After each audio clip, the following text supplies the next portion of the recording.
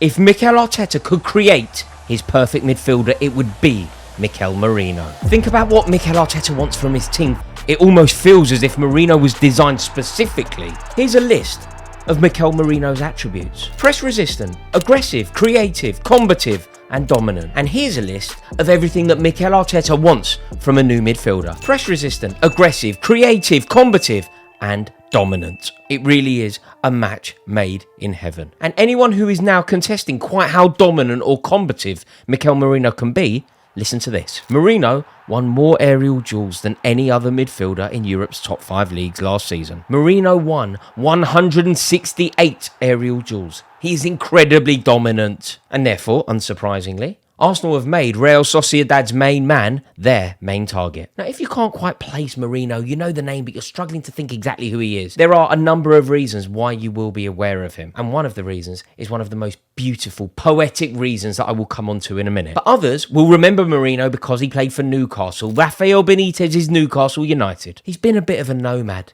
You know, he's been at Osasuna, he's been at Borussia Dortmund, but his time at Newcastle United is probably what you're thinking. He had quite a good season for them, and they sold him for 10 million quid to Real Sociedad in 2018. Another reason why you may know Mikel Merino is because he brought us not one, but 2 special moments from Euro 2024. Now, just before we go any further, can I ask you a massive favour? Would you please consider clicking the subscribe button? If you haven't subscribed, it would be my honour to welcome you into this community. So please do consider clicking that subscriber button right now. It really does help me out. And as I say, it would be a joy to welcome you into this community. Thank you so much. It wasn't just the dazzling header that we're going to speak about in a minute.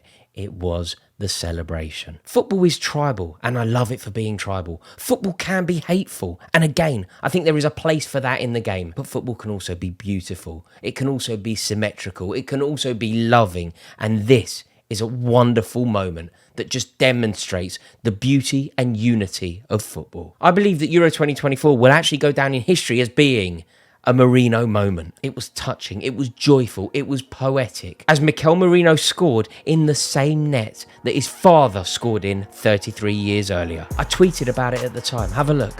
What an amazing circumstance this really was. And we haven't even discussed the brilliance of the goal. Look at the header. Look at the poise. Look at the whip. Look at the leap. Look at the power. The late run into the box. The skill. The poise. The determination. The occasion. I mean, what an amazing talent to pull something as brilliant as that out of the bag in those circumstances. Now, this is crucial, and this is exactly what Arsenal fans will want to hear.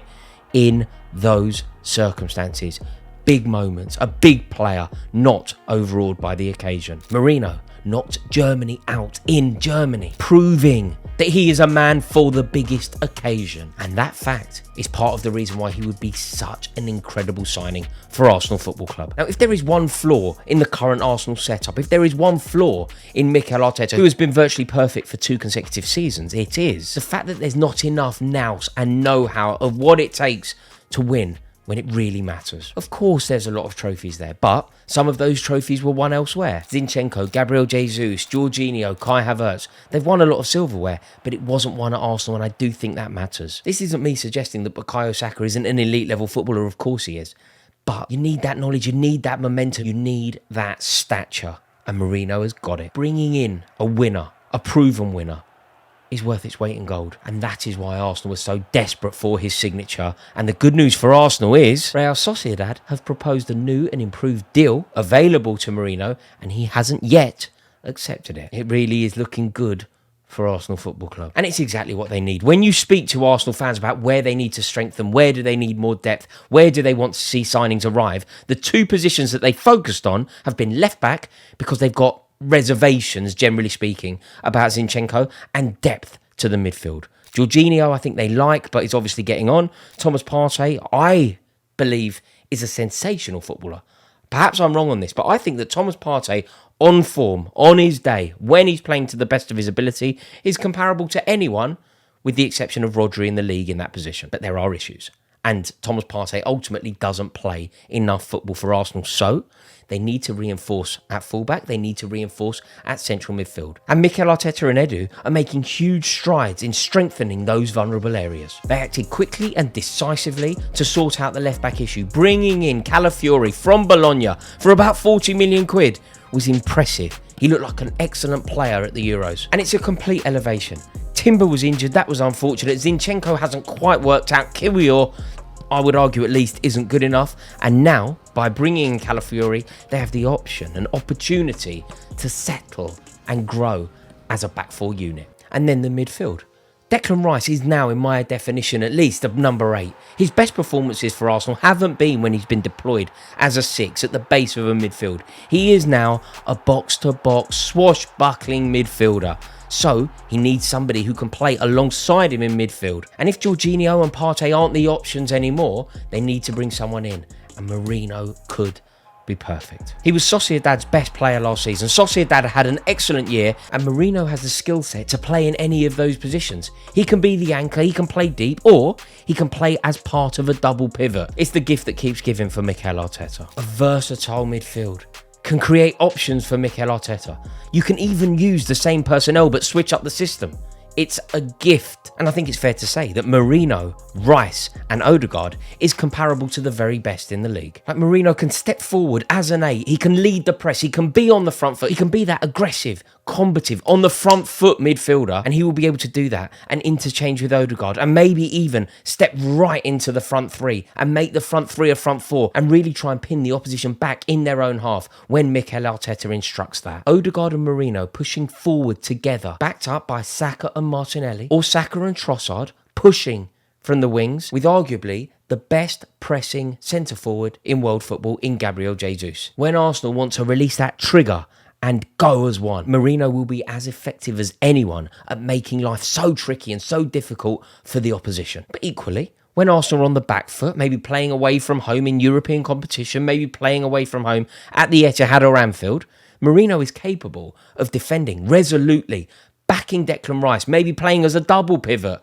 alongside Rice, interchanging with Rice, making it very unpredictable. It makes Arsenal very difficult to play against because you don't know exactly who's going to go. Declan Rice is a holding midfielder capable of being a number 8. Merino is a holding midfielder capable of being a number 8. One will go, one will drop, one will drop, one will go, and ultimately Arsenal become incredibly unpredictable in that midfield. Merino also has the added bonus and experience of already having a relationship with Martin Odegaard. They have a pre-existing relationship that was fairly fruitful. They were in the same Sociedad team that won the Copa del Rey in 2020. Incidentally, Merino was man of the match in that final. And bringing in Merino isn't the only reason that Arsenal will look more assured in that midfield. The signing of Calafiori also elevates their midfield options. We saw it in the Euros. We saw Calafiori stepping into midfield in Euro 2024 to great effect. It suddenly makes Arsenal's midfield so much more robust. Merino, 6 foot, Rice, 6 foot, Calafiori can step in there and has presence. And at times last year, particularly when Kai Havertz was deployed as a midfielder, I don't think the Arsenal team had enough of that, enough robust quality. Partey most certainly has it, but this is a great option for Mikel Arteta. Arsenal will not be bullied. The other good thing about signing a player who can play various roles in a midfield means that ultimately Merino shouldn't block the pathway of any young kids at Arsenal into the first team.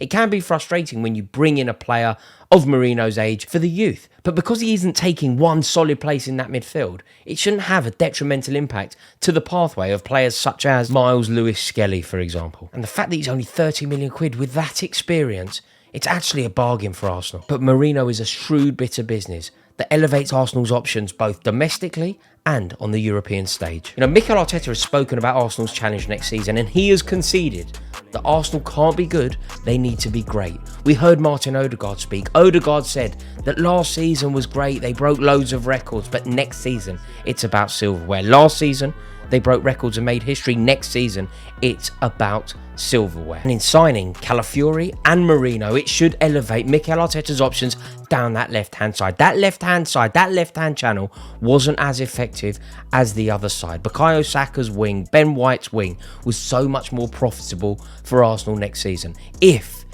Arsenal can reinvigorate their left-hand side, reinvigorate Martinelli, for example, and make that side as threatening as the other side, it won't only make Arsenal more threatening down one side. Ironically, it will make Bukayo Saka an even better player because it will make Arsenal so difficult to defend against. You cannot prioritise one wing. You cannot defend in a lopsided way. You cannot double up on Saka because the other wing will be equally penetrating. It's shrewd, it's clever, and Mikel Arteta and Edu, annoyingly, are getting it spot on. I'm troubled, I'm worried. I've got a terrible feeling about Arsenal Football Club. 20 years we've protected the league from them. It's going to happen, isn't it? Let me know your thoughts in the comments below. Do you think this is the signing that I do? Do you think that Arsenal are going to be the force that annoyingly I think they're going to be? And of course, if you've enjoyed this video, please do me a favour. Please do click the subscribe button. It would be an honour to welcome you into this community. Thank you so much.